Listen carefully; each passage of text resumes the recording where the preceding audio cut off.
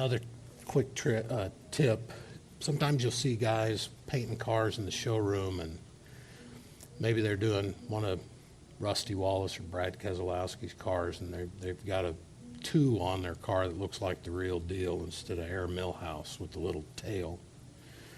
That's really easy to do.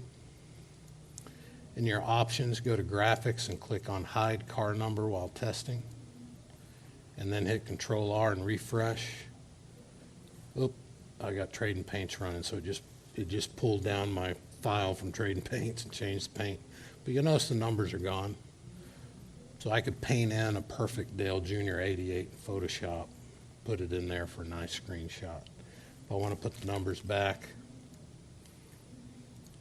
just uncheck that, refresh, numbers are back in there.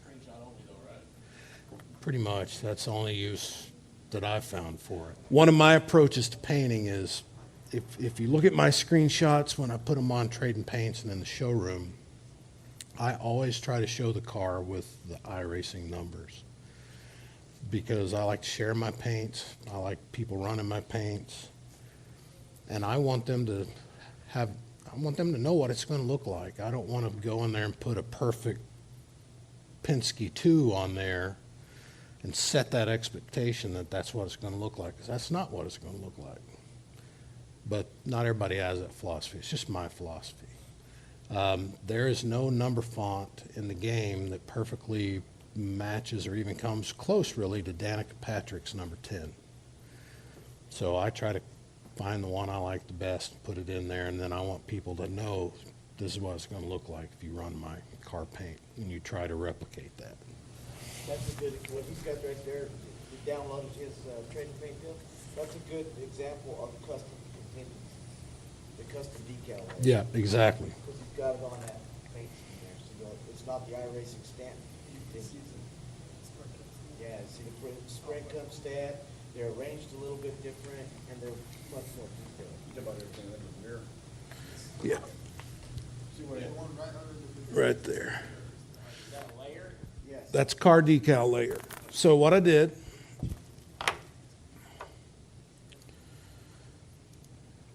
here is the, it's this one right here. When I uploaded that, after it was uploaded, I clicked on, and this was the Trading Paints Pro account, I clicked on Update, and then I said Assign a Decal Layer. When I painted the car, I created a car decal layer, and I named it car_decal_ my iRacing ID. Who needs a quick overview of how to name your files? Does everybody understand how to name the files? car_12345 Targa, because if y'all need any information about that, I put a whole bunch of stuff into this presentation, but I kind of want you guys to tell me what you want to know. decal layer, is it car_decal_number.pgh? Yes. And so once you've got that, so my number's 58267. I'd have a car_58267 and a car_decal_. Yes. You can't paint the contingencies on the car and save. No, because if you do that, let's say I just painted on my car. When iRacing loads up, it's going to say, well, he doesn't have a car_decal_ his number file, and it's going to load the iRacing contingencies over the ones you painted directly on the car. You'll have a double contingency. Layer. Do you got to paint the car twice and then have one with the contingency layer, or do you put the contingencies on it, separate that layer out into its own file and just save that only? Neither. But I'll show you. Well, yeah, we'll get to that. Yeah, I'll show you. That car, that naming convention, when iRacing sees car_decal, it automatically does not stamp anything on the car. Yeah, it says, hey, we don't have to put that layer in there. He's got his own custom for that. And same, I was going to say it's the same for suit, but no, suit's just like car. Let me show you. So in the paint, Chevy SS, here's all the paints I've got in here. Just one or two, right? By default, Windows will not show these thumbnails for target files. An observation, maybe it could be your racing problem might be because of your painting problem. My racing problem is because I'm not that good. I'm a middle of the road guy, and I've tried everything, and I accept it. It is what it is. I have fun. It's fun. Painting, honestly, painting can be just as much fun as racing. Especially when you see people. All right, so come along. I've just highlighted and covered up. That is the Dale Jr. Nationwide file that we're seeing in game right now. It pulled it down from Trading Paints, and it's in my paint stock car Chevy SS. I scroll down to the bottom.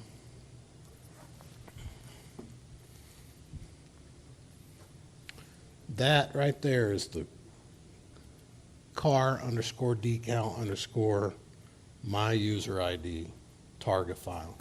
And that's the one that has the contingencies, and that's all that's on there. So See how it's just- So Just basically, you paint the car on a template, and then you open up the template again, put the contingencies on it, and then you save it. yeah, what I'm going to show you here in a minute when we paint a car, I'm going to show you how to do that with alpha layers and stuff like that. But what you just got to think of it like this, and I'll show you this slide I made.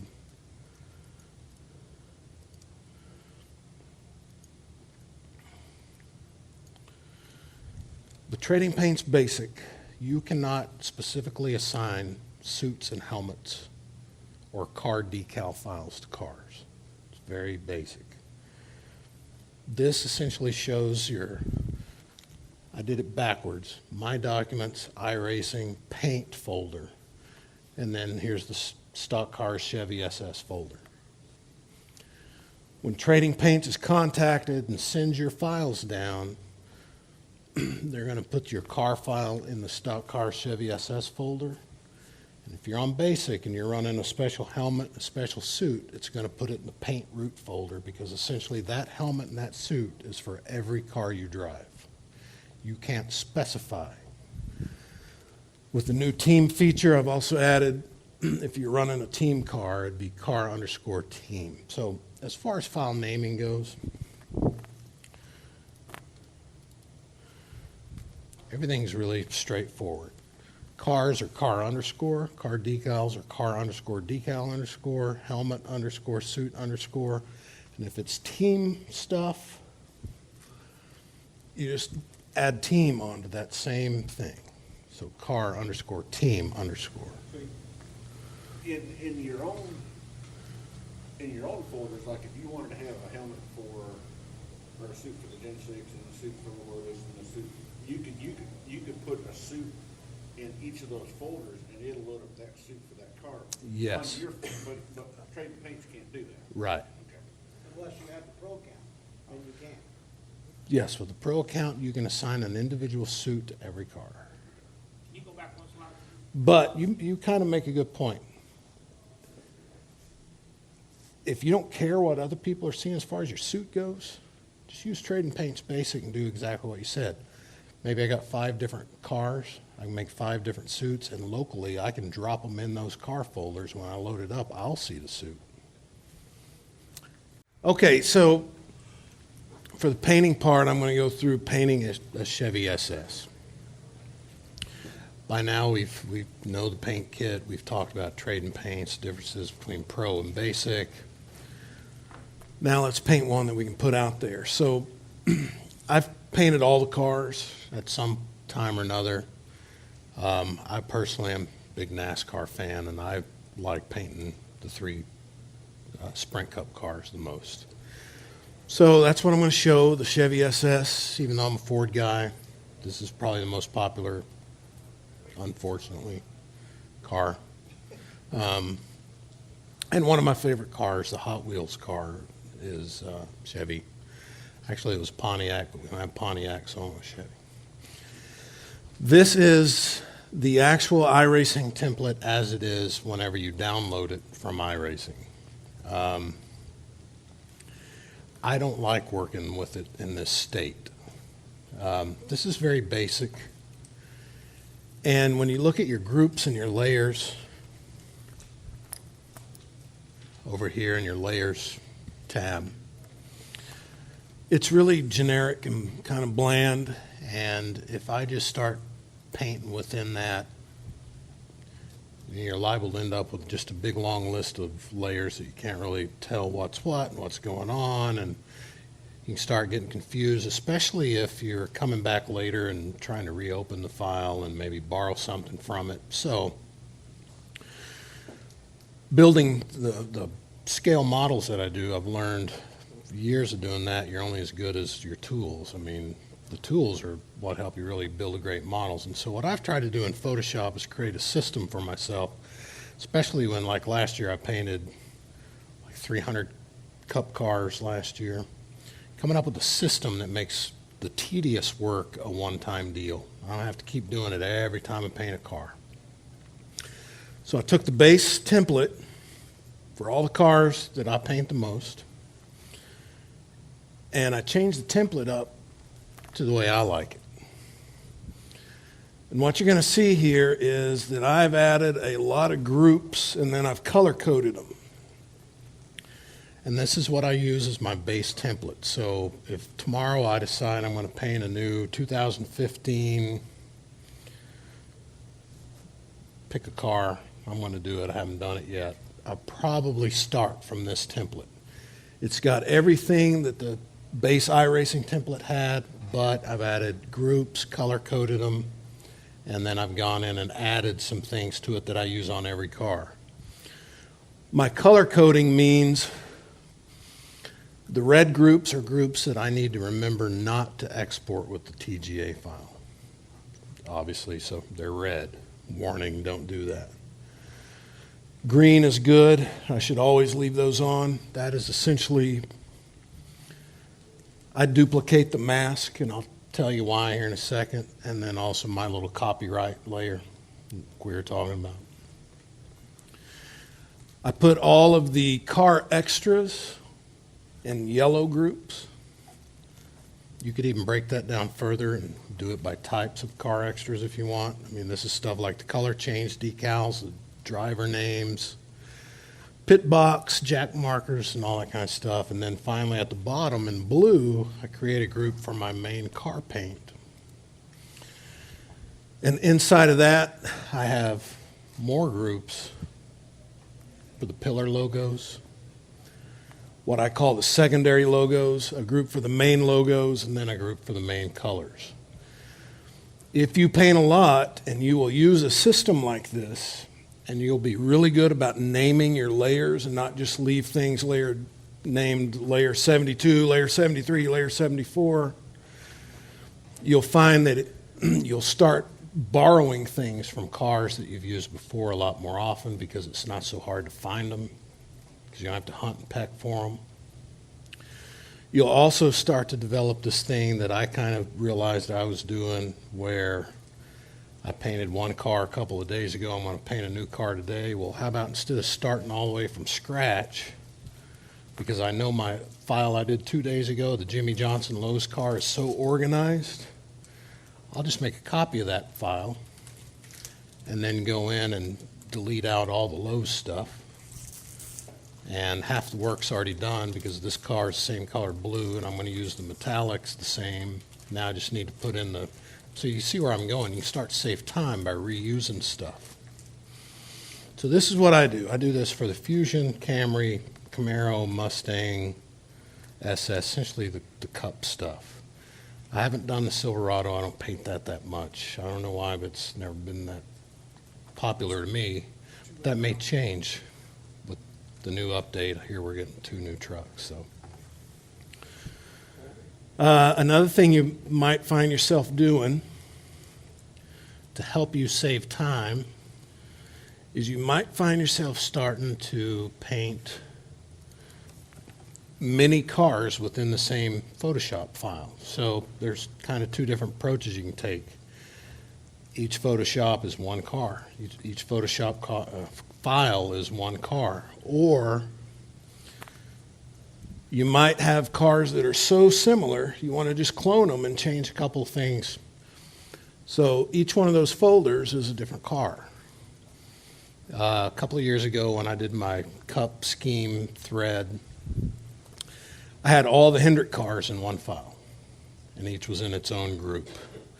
And so as I did Jimmy Johnson one week, I put him in his own group, and then when I do Jimmy Johnson the next week, I'd keep it in that same Photoshop file, and I would just duplicate that group. Now I have 2 copies of last week's car, and then I could just go into the new copy and start changing things. That's a good way to do it. The only problem with that approach is after a while your Photoshop file starts getting really big because you've got a lot of groups of a lot of metallics and layers in there. But it just depends on the project. So this is the Gateway Pod 2 Chevy SS paint for whichever one of those out there is Gateway Pod 2.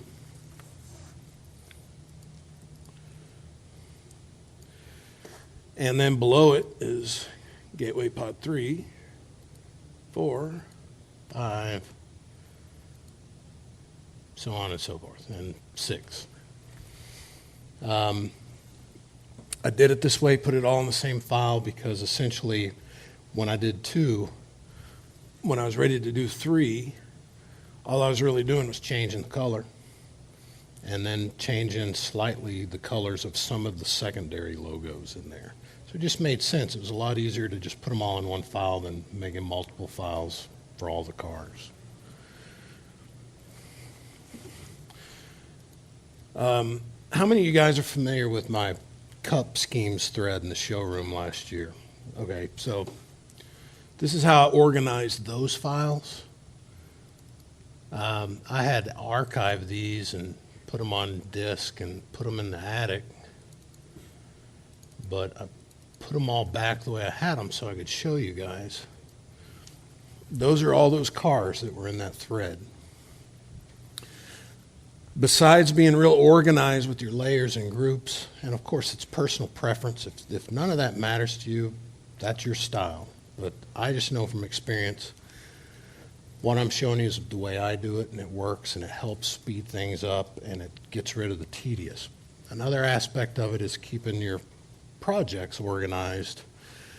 So each one of those folders is an individual car from that thread that I had in the showroom last year. So here is the 5-hour energy.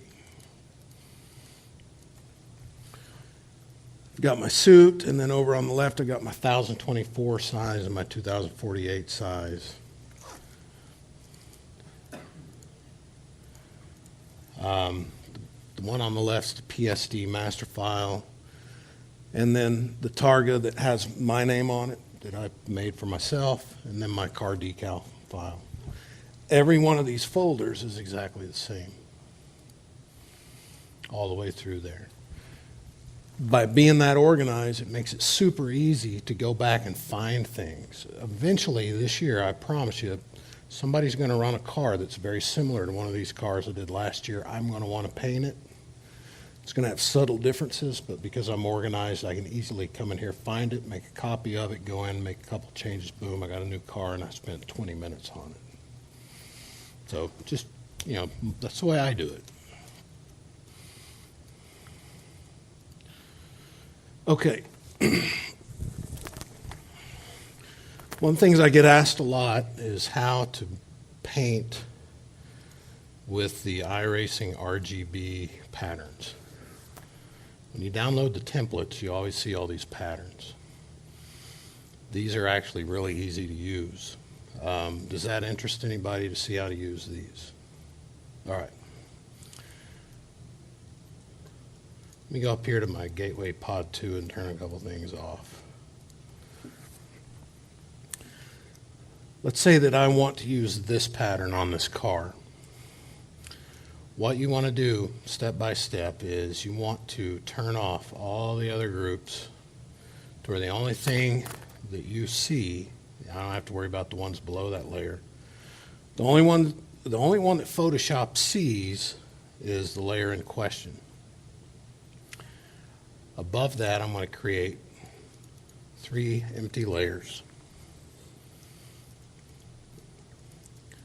And then I'm going to switch over to my channels tab. The channels essentially has a channel for red, green, and blue. I can easily pull the red out of there by clicking red and then come down here and click on this tool, which essentially takes that and makes it a selection. So choose the color you want to pull out, click the the selection creation, and you'll see everything turned into the moving dots. Turn your colors back on. You've still got the dots. Come back over here, and then on this first layer, I'm going to select that red with my paint picker and just drop some paint in there. Turn these off. So now you can see I've separated that red channel. Now I'm going to turn that off and turn the one I'm picking it from back on. Come over to my channels, and now I'm going to do the green. Select the green. Click on your load selection. Now it's just selected all the green. Turn your color back on. I'm going to come to this layer. I'll pick it green. And now I'm just going to paint bucket inside that layer where I've selected. And now you can see I've got a green layer. So now I've got a red layer and a green layer. We'll turn those off, turn that back on, and then we'll do the blue. So channels, blue, selection, turn your colors back on, go back to layers. We'll go to layer 5 because we haven't used that one yet. I'll select the blue and then just dump it in there.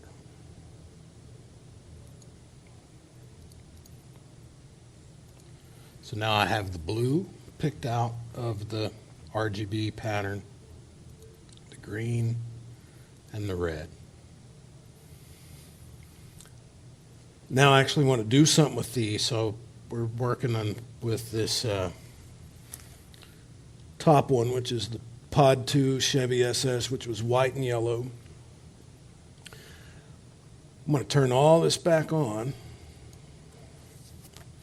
and turn off the 2 red ones. And I think that's a good way to demonstrate why I color code this stuff, so it makes it super easy to turn stuff on and off real quick because they're red. I'm going to go down here and select these 3 layers I just created from the pattern, and I'm going to drag them up here. I'm going to turn off main colors in my folder, just drag them up here right above main colors. So in essence, I've just changed that white car to this red and green and blue car. Since I have each one of these in a different layer, now I can change the color of them. So you can double click the layer. Oh, it's locked, sorry.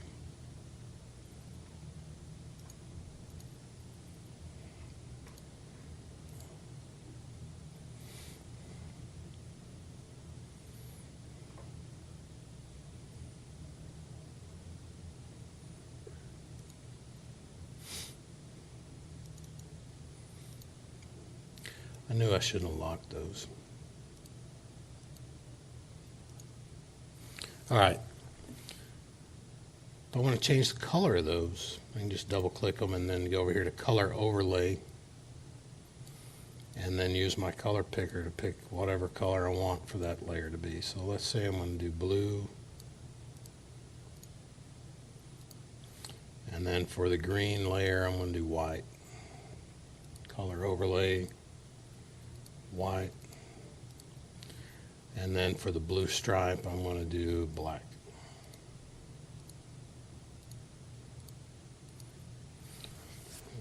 That's how you can use the iRacing patterns, by using channels, selecting each channel, making a selection, and then empty layer, drop it in there. If you've never done that before and it all sounds Greek, you've seen how easy it was for me to do it. The general painting discussion, there's a forum thread and the sticky forum thread up at the top that tells you all those steps, step by step, how to do that. What about the pattern that has the base? Same thing. Yeah. What you're essentially doing when you do that is you're telling Photoshop, you know, all this stuff is in RGB, red, green, blue. And so Photoshop naturally is going to give you the channels for red, green, blue. And you're isolating them by clicking on their layer. And once they're isolated, you're telling it by using this right there, you're saying make a selection of that I can dump paint into. It'll do the same thing on the gradients. So are these just like the base layers and the iRacing paint? Yeah, when you download the template, you go to start opening the folders, you'll see all the patterns. If you're in the paint kit, all those designs you see, Yeah. That's what these are? that's what these are, yeah. So what I did for this car, I'm going to delete all these. I essentially took one of the patterns where you see the yellow, pulled that, I think it was green, pulled that out of the RGB pattern, and then the checkered flag was another one of the patterns, and I pulled that out, changed checkered flags to black and white, and kind of made them opaque. This is a good example why doing many cars in one file really works good, because once I had the design, which took me a couple of hours to decide what I wanted to do, cloning it 5 more times and just changing things was boom, boom, boom, boom, boom. See how much time we got. All right, we got about 30 minutes. Any questions about the RGB? I don't want to get hung up on it because I want to show you all some better stuff, but you know, we were talking a second ago about creativity. I'm not the most creative guy in the world. I think that's part of why I like doing replicas. But sometimes if I want to create something creative and it's not a replica, I'll start with these patterns. And I'll look for ways to mix and match them and come up with something unique based on these patterns. And that works a lot. Paint on those layers? You can. Mm-hmm. All right, we'll move on from that. All right, the metallics. This is actually Reed Rundell's metallic PSD file. I am going to save this out. I have a macro set up to where I can save, and it goes right into my folder with one keystroke. Does anybody want to see how that's done? All right. Over here in Actions, in your Actions tab, you can create actions. To do that, click on the little down menu. Oh.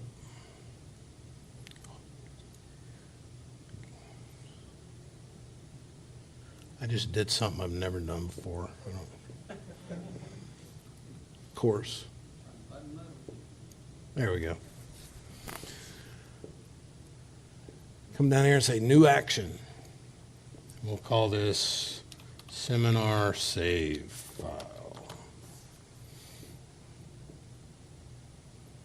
And then I'm going to tell it to record what I do.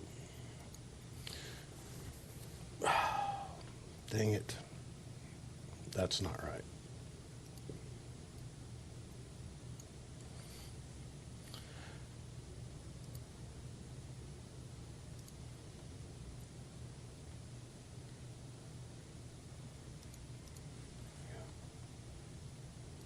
We'll just call it Action 1 this time. You can assign a function key to it. I've already done that. This right here is where I've essentially already created this action that will automatically save my file outright, and I've assigned it the F2 key. I'll assign this one F3, and then I'll tell it to record. All right, it is now recording whatever I do, and you can see that right there. See how that's red? I'll go up here and I'll say File, Save As, change it to TGA, and tell it I want it to put this in My Documents, iRacing, Paint, Stock Cars Chevy SS, and I want to name it Car 58267.tga. and I want to save as 24 bits compressed. Now all I have to do is come down here and hit stop. And it's just created an action that has all those steps. If I want to save one again, then all I have to do is hit F3 and boom, it'll do all that. That will save you so much time, because the way I used to do it before I figured that out, That's an awesome shortcut. I had no idea. Time's money, you saved everyone a fortune. all right, well, I used to sit there and save it to my desktop, drag it and drop it. And when you're trying to paint, how many times do you paint, reload, paint, reload, paint, reload? A billion times. When you're trying to line up. Exactly. So if you'll go in there and create an action that saves and then make sure you hit stop, you'll have that. Now all I have to do all that is hit, well, I'm going to delete the one I just created.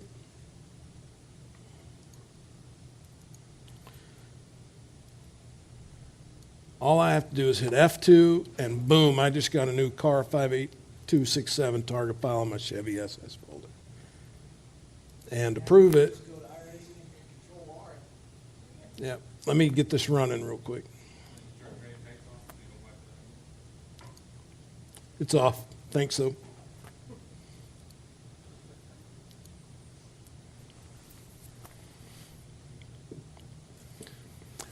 That's what I'm hoping. I'm hoping that if you take anything from this, maybe at least one thing will be worth sitting in here. That was huge right there, yeah. Ginormous. Now, is that a function of all Photoshops or just the latest edition? I think it goes back pretty far. I've kind of lost track of how far it goes back, but actions have been around a long time. What current version are you using? I'm using whatever's the latest. I've got a cloud membership. And I updated it yesterday, I think. So like 14, 18, I'm not even sure. All right. All right, so there's that file. Now let's go back to Photoshop. All right, this is Reed Rundell's highlight layers file here. I never paint directly in this file. So if I'm going to do a new paint, I don't start with Reed's. I go back, remember when I showed you how I go in and make my own template? I import the stuff that I want from Reed's into my template, and then I start from my template. There's some good stuff in here, but there's some stuff that's repetitive, like you don't need the hood bin tape or the windshield stuff, or the roll bar, the pit box colors. All that stuff's already in the iRacing. But there is some good stuff. His jack markers are pretty good. I pull those in. The exhaust dirt thing that he's got, I pull that in too.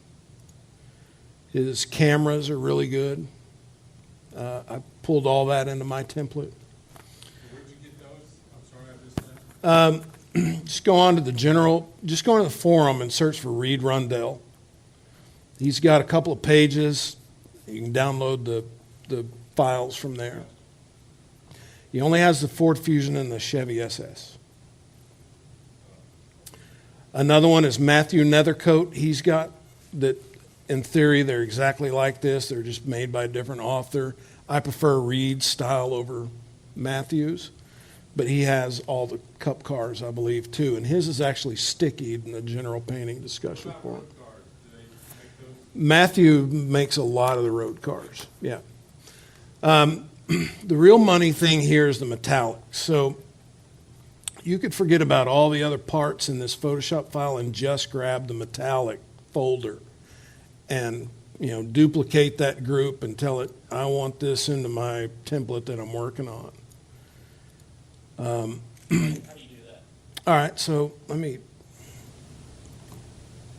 Like, I want to make a base template like you have. I want to put that metallic layer. okay, I'll show you. Let me just make a new file. So let's pretend like that's my template I'm working on, this right here. If I want to copy something from one Photoshop file to the other, just right-click it. It can be a group or it can be a layer. And say duplicate, duplicate group, into Untitled 1 because we haven't given that the name. When I click OK and I go over here to Untitled 1, boom, my metallics group is now in there. So this kind of goes back to plan to how if you'll really name your groups and your layers and your template, makes it that much easier to share things between files. You may be in the middle of a paint job and you think, oh, I've done that before. Why am I doing this again? It's in the Jeff Gordon Texas A&M car. I can just open that up, find it, right-click, duplicate group, put it in the one I'm working on. Boom, I'm done. The trick with reeds, metallics, and all these other metallics, to me, it's just what you're trying to achieve. Okay, so that right there looks like neon shine. Let's do a F2 and a Control R. That's pretty shiny. I think you have to decide, and you've got to be able to discern when you're using Reed Rundell stuff and these Matthew Nethercoat layers and stuff is, am I after metallic or am I after the additional highlights that their files provide? And typically, unless I'm doing a car that I know is a metallic car, like the dark deep blue metallic of Jimmy Johnson's Lowe's car, I try to make I don't want any of my cars to look metallic unless I know they were metallic. Why is it hard to say? What I'm after out of these files more is how they give you a better highlight and shadow definition of the different lines on the cars. Yeah, exactly. And so a lot of times I'll come in here and I'll play with the opacity maybe of the whole group. You can see how you can turn it to where you can barely see it. Another thing I see is I don't want this to be a metallic car. I'm going to turn the flake off completely. You can see how much that just lightened it.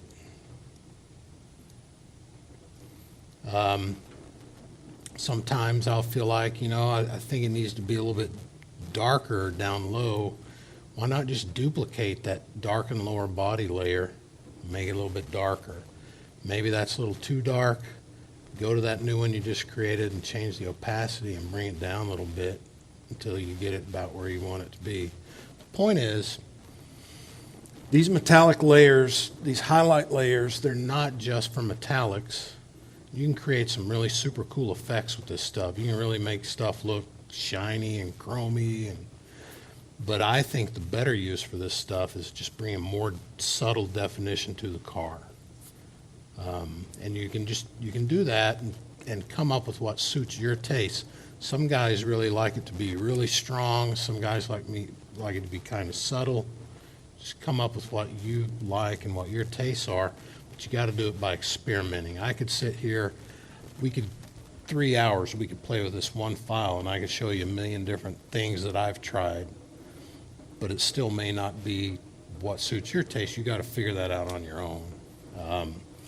These are, you've got the rear, spoiler, hood, roof. Sometimes I'll double just those layers. The wheel wells, sometimes I feel like the wheel wells tend to be way too shiny. You'll notice that by default he has it at 80% opacity. A lot of times I'll crank that way down to 20 or 30 because I just think that the wheel wells are a little too bright. But it's your personal preference, is what you like. You just got to play with it. All right, so I don't want to spend too much more time on the metallics. If you want to talk about it some more after, I'll be glad to. All right, so I want to show you how I built the Hot Wheels car.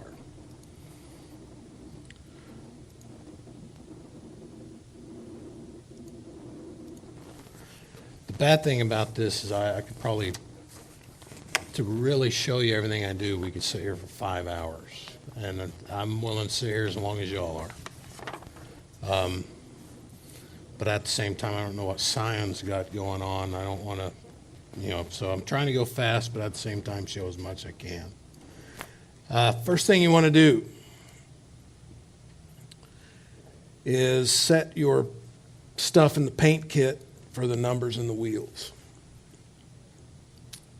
maybe I like to do it first because as I build the car and I refresh it, I want it to look right, but it's not going to hurt if you do this last. The Hot Wheels car I know is number 44. I know that the closest font is Arial, slanting forwards. And then because I've cheated and done this car already, I know that the fonts are FD1B02.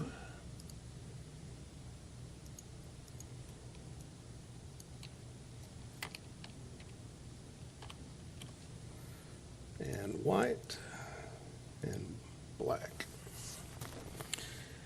Now, here's one of the best tips I think I've ever come up with. And y'all may not think so, but I think so. Colored wheels are pretty popular. I think that the colored wheels tend to look way too bright compared to what you see on TV, because when you see them on TV, they're covered in brake dust, and so the colors are muted. But then you'll paint a beautiful car, and you'll get an iRacing, and you'll put colored wheels on it, and you'll get it out on the track, and it's almost like you need sunglasses just for the wheels because they're so bright. So typically what I do is I know that Hot Wheels car has these reddish colored wheels. The red that I just put in the number, I took from the outside of the track graphic and from the Hot Wheels graphic. My rule of thumb is if the color of the wheels is in the color of the number, I'll take the number color, FD1B02, copy it, Control C. And when I color the wheels, I'll do it matte, and I'll paste that same color, red, that I put in the number. And then I do what I call double bubble. This little bubble over here, I'll click at the very bottom of it once and then again. I will darken it down to bubble heights. And then I think that is the amount of darkness it needs not to look too bright and stark and look more suited to the colors you've got in the car.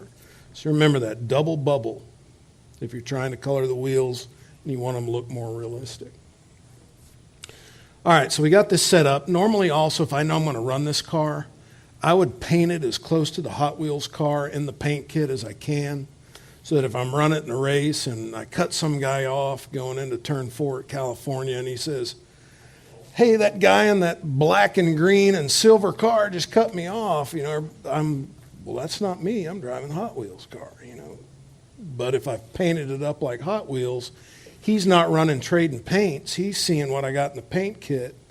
He's going to say, hey, that guy in the blue car with the red wheels with the white stripes, for me, that's what I like, my preference. I want my car in here to look the same color. So if somebody not running trading paints that's not seeing Hot Wheels refers to my car by color, I know they're talking to me.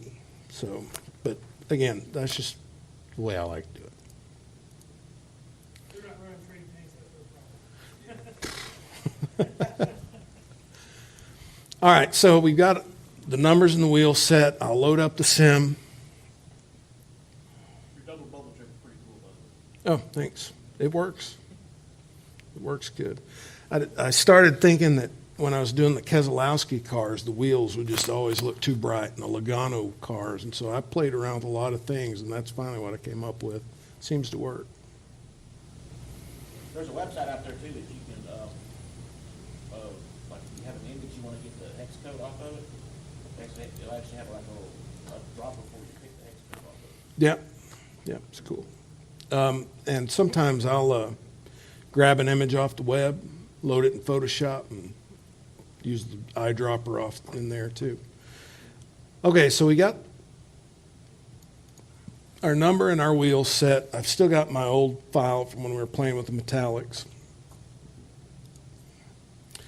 Let's open reference. These are the reference pictures I used whenever I painted the car. This blue is a very difficult blue. Depending on the different light, you might think it's a real light baby blue, but in another picture it looks like a darker blue. do what you think is right, because there's no right and wrong. What you see, if you're painting, my opinion, paint for yourself, please yourself. Don't worry about what everybody else is going to think. If you think that car is light blue, paint it light blue. If you think it's darker blue, paint it darker blue. But try to get it as close as you think is right. I mean, don't miss it by a mile, and know you missed it by a mile. I'm big into detail. I think detail is important, but go at the level of detail that's important to you. This was a hard blue. I fidgeted with the blue for a week, not being happy with it, and I finally got it to where I think I like it. It's kind of dark, more towards the picture of the model box and this car over this car. But reference pictures. The old school stuff's harder to find reference pictures.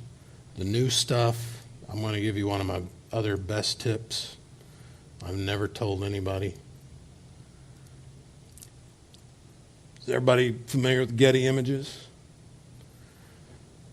If you want to paint cup replicas,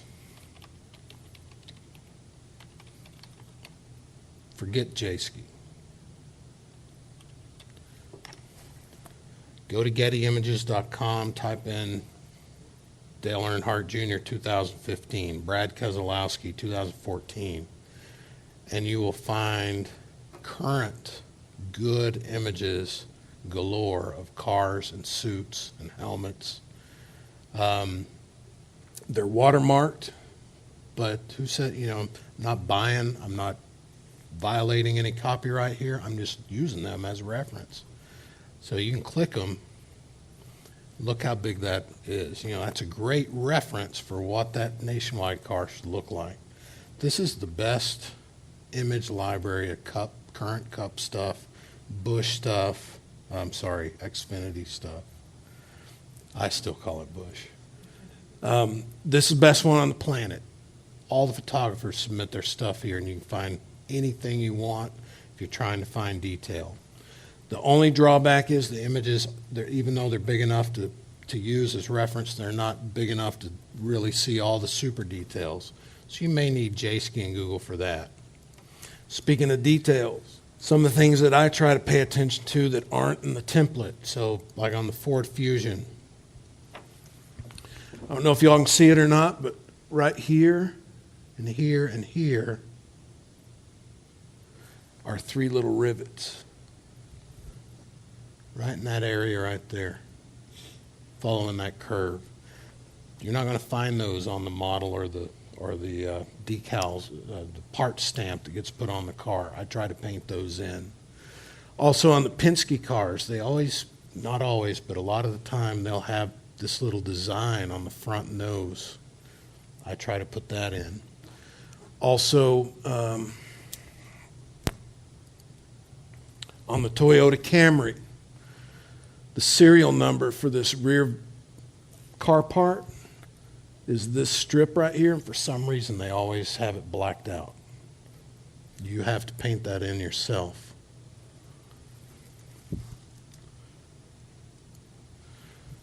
Same thing for the nose. It's right there. And if you go into the pits in the Toyota Camry and you zoom down in on that, it has the shape in the model.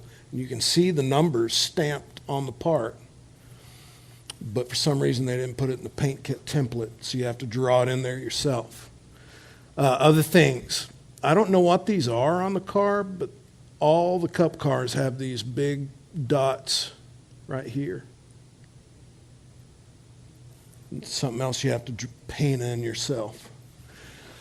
Point is if you'll really go and try to find some big images on Google, you'll start to see a lot of subtle little details that if you'll put them in your paints, it'll help your paint stand out if you do it consistently. Here's the dots I was talking about. A lot of cars, even though this is a qualifying picture, how can you tell that's a qualifying and or practice picture and not a race picture? Besides the empty stands. Besides the empty stands. Tape, another dead giveaway. There's no jack marker. So you'll know this is not a race picture. But I've found that a lot of times you see this dot under the Goodyear and that dot there and this 2 pieces of tape. You can also see the 2 pieces of tape on the back, and there's a dot right there. I'm sure that has something to do with when they're doing their setup, checking ride heights, probably some kind of laser. I mean, I don't know exactly how they use that stuff, but just about every car always has that stuff on them. And sometimes they will not take all that stuff off when they run the race. So if you're doing a particular race, pay attention to that kind of stuff. And don't just assume that just because it was practice or qualifying, that might not be on there. Here's another good shot of the little rivets that would add some detail, the dots on the side. You know, again, it's your preference. If you want to be that detailed, these are the things you want to look for. If you're not that interested, it's no big deal. There's no right or wrong. Another one. This is from the Daytona 500 practice or qualifying last year. And they had the escape hatch on the roof. I put those on my paint because I wanted to model the Daytona 500 winning car. And so if you PM me and ask me for a copy of this paint, it has those.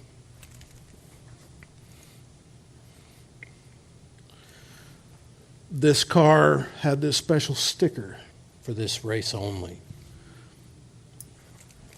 You know, you're looking for stuff like that. That stuff's important. No, that was easy to find. That was the Victory Junction 10-year anniversary. There have been some I have had to create myself. But, you know, the point is, you can be as detailed or as not detailed as you want to be. But if you're going to be really detailed and strive for that level, then this is the kind of stuff you want to look for. To try to make this go quick, and we're running out of time, I've essentially got one that we can start from scratch and then one that's already completed. And what I'm going to do is I'm just going to kind of go through and narrate what I'm doing. And I'm going to skip a lot of it and just use the stuff that I've already done. I just want to try to hit the high points. The main thing that I get asked about is how to use a pen tool. You know, we've covered a lot of ground and a lot of my philosophy about how you should manage your files, manage your groups and layers, and how you should look at details, how you should approach using metallics, and you know, there's a lot of stuff to get your head around. But at the end of the day, what you're looking for is to develop into being a painter to a level that makes you proud of what you're doing. You know, you want to have fun, but you also want to be proud of what you're doing. It's a broad subject, and you know, 2 hours or an hour to cover all this, pretty tough. But when I start a paint, I'll normally start with just the base template. I've got my macro set up. I'll hit F2, go in, Control R, and I've got my numbers and my wheels set up. All right, that's looking good. I'll Alt Tab out. I'll go ahead and turn on my copyright and paint credits. This is where I essentially say, hey, I made this. If you're going to use third-party stuff like Reed, Rundell, highlight layers, make sure you say that. Give them credit. I also go as far as to say, you know, please don't use this, don't modify it, don't hack it. But I've accepted that somebody's going to. Maybe that'll discourage an honest person that doesn't know whether they should or not. I've got a group for my door, driver names, and windshield name. I typically, back when I was painting and sharing with everybody, I'd keep one folder I got a Wacom tablet and signed my name and saved out the signature so I can have my signature. I've got another folder for where I could put your name if I was sending you a copy of it. Then I've also got the Kyle Petty signature that I downloaded from some website and cleaned up. And then on the windshield, even though iRacing stamps your name over the windshield, I like to go ahead and put the name of the person on the windshield. just in case they ever change that to where you can paint this again. Well, I don't have to go back and repaint all these, it already says Petty on there, or Hesbeck, or so on and so forth. Color change decals. I separate in the main template, these are one thing, one file. I separate the Goodyears out because a lot of time you'll see the car has one color Goodyear logos and a different color Chevy SS or Ford Fusion logo. So I put those on two separate layers, and then I use color overlays to color them. Color overlay is super easy to use. One of the best features for this kind of work, Photoshop. You want to change the color of a layer, create a color overlay in the, just double click the layer, click on color overlay, and fire in whatever color you want it to be. It's really easy and quick. Tape and roll bar color. I don't use the hood pin tape. It's year 2015, and it's very rare to ever see a car with visible hood pin tape anymore. The 90s and 2000s, you saw that a lot. I think last year the only time I ever saw hood pin tape was Keselowski with the Alliance truck car had hood pin tape that was visible on television once. So I turn it off. You've got other tape. That part that's blinking is actually the tape that's on the little hood pin itself. It's so microscopic that unless you're zoomed in all the way onto the hood pin where the hood pin looks this big in your face, you can't even see it. The roll bar color, I just usually leave that as standard gray because in this day and age nobody runs the colored Chevy red Earnhardt interior anymore. Everybody runs gray. Pit box colors, put those in their own folder, and then they're down here in the lower left corner, and color those how you see fit. My personal preference, any car paint that I'm going to use for myself, I always make my pit box colors as bright, vivid green as I can possibly get it. Because when you're on a congested pit road, it's almost impossible to see where your pit stall is unless it's bright, vivid green, and then it's piece of cake to never miss your pit stall. Now we'll all have quite good. Well, I'll just change my color. The roof and the TV panel cameras. There's a problem right now with the Chevy SS template that you download from iRacing. It does not have this. This is something I've added. So, they added that new teardrop camera on the roof. Like if you're at a super speedway now, I think you get the hockey puck, and everywhere else you get the teardrop. Well, if you download the Ford Fusion template, it has a teardrop here that you can color. Well, for some reason the Chevy SS doesn't have that. So I just figured out where the location of it was and put a big black box. Now I know all my teardrop roof cameras are black. And then, of course, you've got the TV panel camera on the rear and the roof. This is some of the Reed Rundell stuff that I've brought into my template. The jack markers on this car, I drew myself based on the photographs.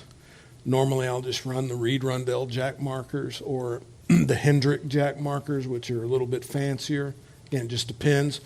But just as long as you keep them in their own folder, you start to build some different cars, you'll start to have some different styles of jack markers, and it's real easy. If they're in a folder, you can do that right-click, duplicate, and duplicate it over to file menu, start sharing your jack markers. Then you got your exhaust dirt. That's one of Reed's features, and then extra detail parts. I have added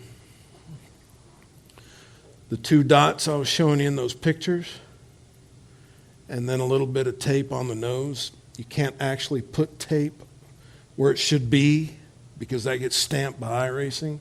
But you can kind of fake it and put some tape real close to that area, and subconsciously you think, oh, he's got some nose tape. So it's just one of those extra little details.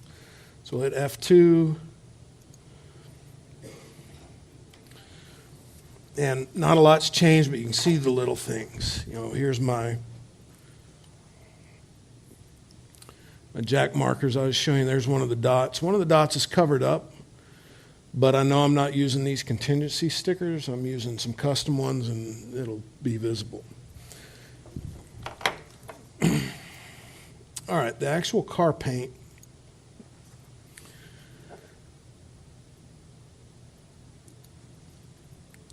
There's three things I want to show you. So we just don't have time to show much more. The main thing being the pen tool. So I'm going to show you that first. This is super simple. Everybody's so intimidated by the pen tool, but this is really easy. If you've got something to take notes, make sure you write this down.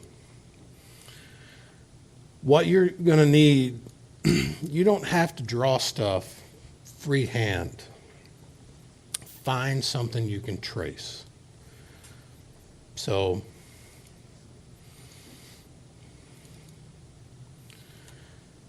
a lot of times you can go out and in the case of the Jeff Gordon Exalta, if you go to Google, you can find images like this on Google just for just about every current Cup car that's out there. Even though this isn't enough resolution, you can copy this into your Photoshop file on its own layer and blow it up big and essentially put it to where that side view matches your side perfectly. And it's going to be blurry, but it's sharp enough for you to tell where the flames are. And then with the pen tool, you can go in there and you can trace that, and you can come up with some really good looking flames. That's how I do my flames. You know, that's almost impossible to draw perfect, straight, freehand off the top of your head. So in the case of the Hot Wheels car, I went out and searched for a while on the web, and essentially what I found was a scan of some old model kit decals of the Hot Wheels. You can find this stuff if you look. To do the flames, I copied with the marquee tool. I drug out and did a Control-C and copied that. And then I came over here to my file and I pasted it in, rotated it, and put it where I felt like it should be. Now it's a little big.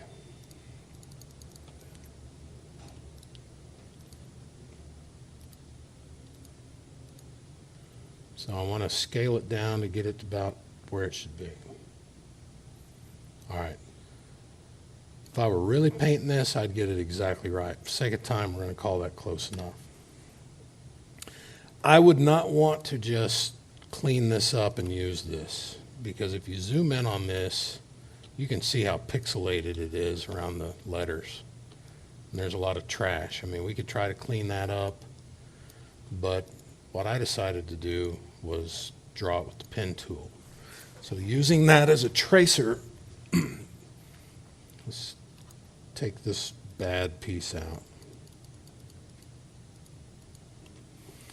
Add a layer on top of that layer, and then turn the opacity down on the layer you're tracing so that you can easily see what you're drawing. Then you want to zoom in on it. Go over here and choose your pen tool and put your starting point. When you're doing pen tool, each valley and each peak, you want to have a start and an end and then a middle. So if you look at this, you've got a start and then you've got a little bit of a concave shape here until it reverses on itself and it goes back so you've got this way, then this way. You want to find the midpoint of that, and then the midpoint of that, and then you've got this part, and you want to do the same thing. So I will find essentially where I think the direction changes, and I'll create a point. I'll find the midpoint, and I'll click it again. And then holding down my control key, see how it changes to an arrow? Drag that down. And then I'm going to pull out my handles until I feel like I've got that traced pretty good. Now I need to add another point for this big hump that goes all the way around.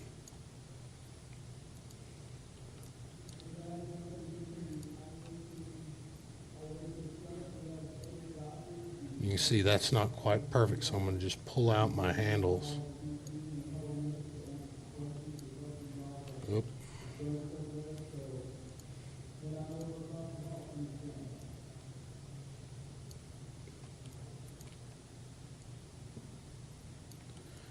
And so click, point, and then put a midpoint.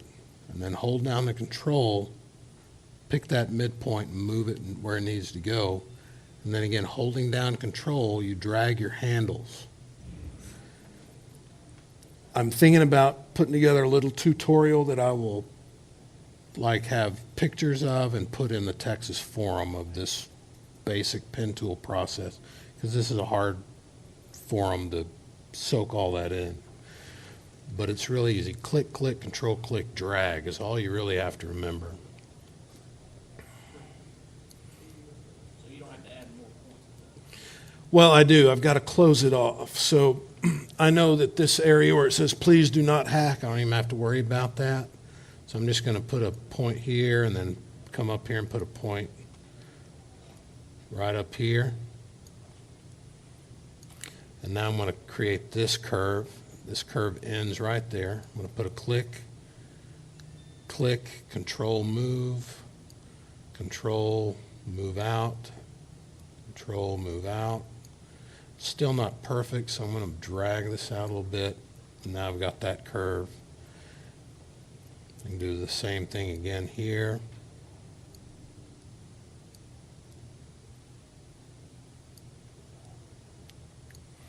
And then finish it off. Oop.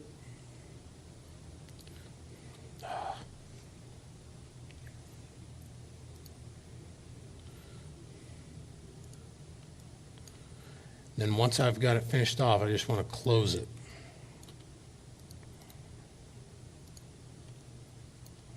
Another tip, once you've got once it's closed, it's called a path. Once you've got a closed path, go up to paths, and you'll see it, and it's called work path. Double click it and give it a name. I'm going to call this Hot Wheels Flame. Now when I start drawing with the pen tool again, it will create a new work path layer, and it'll save that Hot Wheels Flame forever. Why is that important? Well, like Jeff Gordon's cars. How many different versions of that flame car does he drive? You want to have your original trace object of your flames in case you ever need to make a slight adjustment, or if we had time to go deeper, you'd see that keeping that stuff around is really important if you want to do multiple versions of a car that changes slightly. Kyle, sorry to interrupt real quick. It's all right. We out of time? Kinda, yeah. And we're going to have, just so you guys know, we're going to have Eddie Gossage, the president of the Texas Motor Speedway, in the other room, starting in a couple minutes. He's only going to be here for a few minutes, too. So if you guys had any questions for him, sorry to interrupt, Kyle. It's okay. It's all right. So I just want to let you guys know. Do I need to wrap it up? Yeah, you're getting pretty close. Okay. All right. Sorry, guys. I haven't, because this works. I mean, I know you have your way of doing it. Right. Everybody has their- yeah. I haven't. I mean, this has always worked for me. It's super easy, super quick. You may play around with that because it may actually cut some steps out for you. Okay. It took me a while, but I use Illustrator, which works more in that concept, and it might take me a little bit to, like, well, Photoshop actually does work the same way. Yeah. Yeah, I'll look at that. Pass, how do you fill it in? All right, so once you've got the path, we've got the path, just right-click it and choose Fill Path. Usually before you fill it, it's a good idea to know what color you're going to fill it with. So before I do that, I'm going to come back to my layers, and I've changed the opacity down. I'm going to put the opacity back up to 100% and use my color picker to get that red.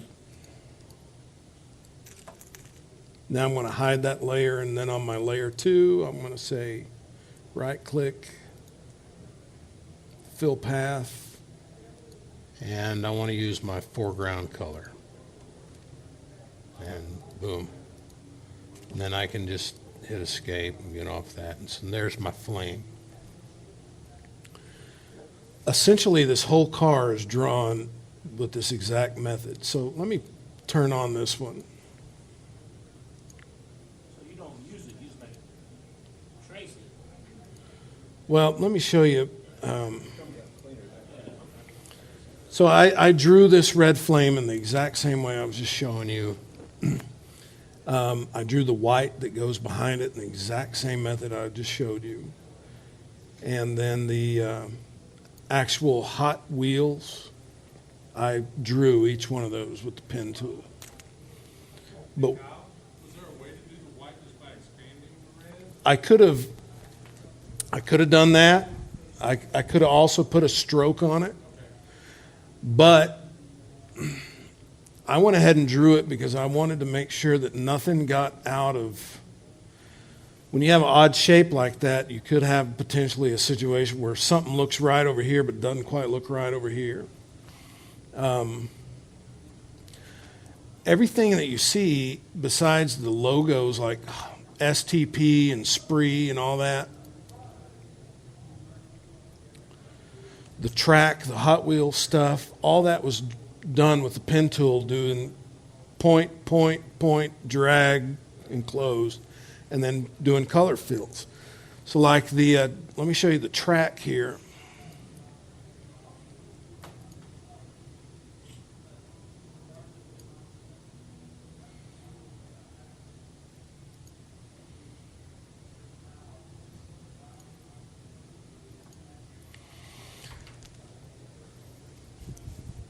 I drew the orange of the track using the trace of the track that I had from that decal, and then I drew the red.